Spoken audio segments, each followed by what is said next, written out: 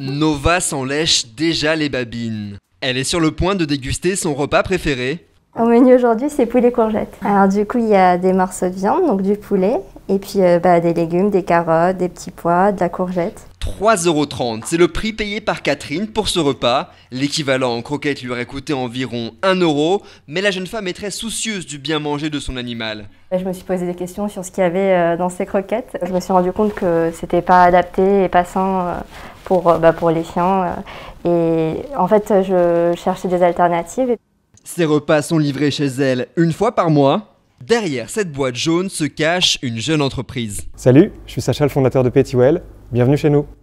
Installée au cœur du 11e arrondissement de Paris, l'entreprise de 6 salariés a su tirer profit de la crise sanitaire. Je pense que les gens ont dû prendre conscience de l'importance du bien manger pour eux évidemment, mais aussi surtout pour leurs animaux, leurs chiens et leurs chats. Pour être concret, on est passé de 100 membres de la communauté Pettywell à début 2020 à plus de 1000 abonnés à la fin de l'année.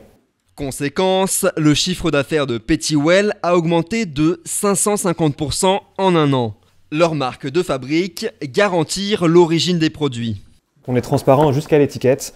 Donc on explique le procédé de fabrication, c'est élaboré à Paris, ensuite c'est produit dans le Maine-et-Loire et dans le Tarn, et le tout est ensaché dans la Sarthe avant d'être livré chez vous. Les propriétaires de chiens ou de chats considèrent leur chien ou leur chat comme un membre à part entière de leur famille, et donc il faut bien le nourrir. Prix de l'abonnement moyen, 50 € par mois, là où les Français dépensent en moyenne 33 €.